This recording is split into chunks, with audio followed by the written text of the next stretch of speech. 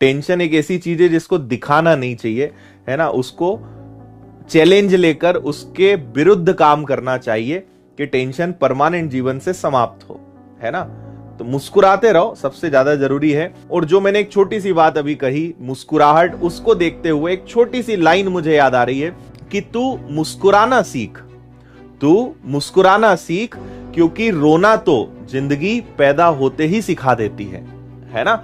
हम में से अधिकतर लोग ना सिर्फ रोते रहते हैं, सिर्फ रोते रहते हैं। इंग्लिश नहीं अच्छी है मेरी, मैथ्स अच्छा नहीं है, मुझसे ये नहीं बन रहा, मुझसे वो नहीं बन रहा।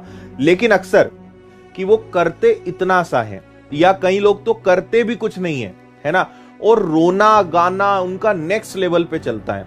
वो सोचते हैं कि कुछ करे बिना ही हमें बस प्राप्त हो जाए, मेहनत करना ही ना पड़े।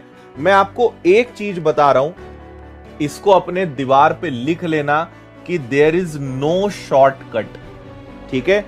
सफलता का, चाहे वो जीवन में सफल होना हो, चाहे किसी एग्जाम में आपको सफल होना हो, देयर इज नो शॉर्टकट। आपको मेहनत करनी ही करनी पड़ेगी, और मेहनत हमेशा लगातार करनी पड़ेगी। जब एग्जाम करीब आता है, जब हम पढ़ाई शुरू करते हैं, तब हमें दिखता है कि अरे बहुत बड़ा सिलेबस है यार, ये सिलेबस तो 6-8 महीने में ना खत्म हो, लेकिन 3 महीने बाद तो परीक्षा है। तो टेंशन होना स्वाभाविक है ना। आप बहुत घबराओगे, आपकी दिल की धड़कनें तेज होंगी, ठंडी में भी गर्मी का एहसास होगा, है ना, बिना कोई जैकेट और स्वेटर पहने, है ना।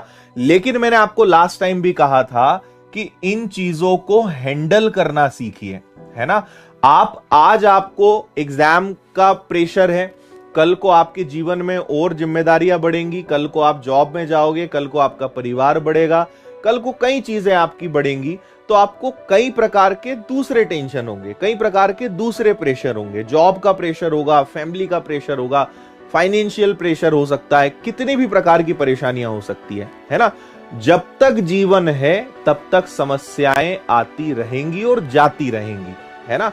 जिसने इस छोटी सी बात को समझ लिया वो हमेशा खुश रहेगा। रोने से, ठीक है, शॉर्टकट ढूंढने से, या कुछ करे बिना हमें बस सफलता मिल जाए, ये व्यर्थ है। इनमें अगर आप अपना समय खराब कर रहे हो तो ये व्यर्थ है ना। आपको लगातार थोड़ा थोड़ा चेंज अपने अंदर लाना पड़ेगा। एक चीज का मुझे जवाब दीजिए कि एक पत्थर है, ये एक पत्थर है, ठीक है। हम अपनी छेनी हथौड़ा लेके पहुंचे और हम चाहते हैं कि इस पत्थर के 2 टुकड़े हो जाएं, है ना। ये पत्थर का एक टुकड़ा इधर हो जाए, एक टुकड़ा इधर हो जाए, मैं इसके 2 टुकड़े करना चाहता हूं, ठीक है। तो भैया एक मजदूर गया, उसने पहले दिन मेहनत करी, ठोकते रहा, है ना। एक प्रयास किया, फिर दूसरा हथौड़ा मारा, फिर तीसरा मारा, चौथा मारा, 5वां मारा, मारते गया, ठीक है। पत्थर जो टूटा वो 1000वें प्रयास पे टूटा। कौन से प्रयास पे टूटा? 1000वां जैसे ही उसने वार किया, 1000वां जैसे ही पत्थर के ऊपर चोट मारी, पत्थर के 2 टुकड़े हो गए, पत्थर ऐसा बन गया। अब मैं आपसे एक छोटी सी बात पूछना चाहता हूं, ठीक है। मुझे ये बताइए आपकी क्या राय है, ये 1000वां महत्वपूर्ण था या इसके पहले जितने वार करे वो सबका भी कोई महत्व था? क्योंकि पत्थर तो 1000वें वार पे टूटा ना, तो पूरा क्रेडिट किसको जाएगा? एक एक जो चोट पत्थर पे मारी गई ना, वो महत्वपूर्ण है। सही ये बात है ना। बस ये फर्क आपको समझना है। रिजल्ट मिला 1000वीं चोट से, लेकिन 1000 तक पहुंचोगे तब ना।